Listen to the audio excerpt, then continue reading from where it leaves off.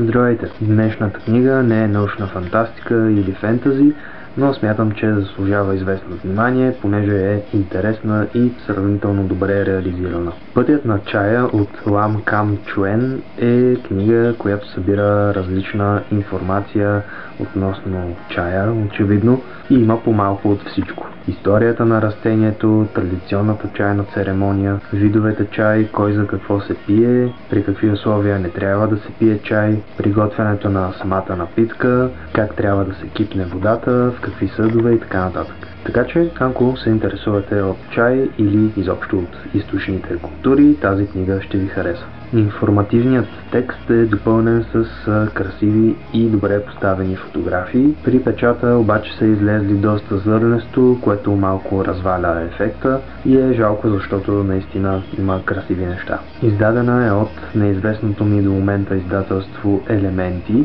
през далечната 2005 година, така че не е нова книга, но все още има по книжарниците онлайн. Това беше краткото ми включване за днес. Коментирайте на воля в коментарите под видеото или ме намерете в Twitter и Facebook. Приятно четене и до скоро!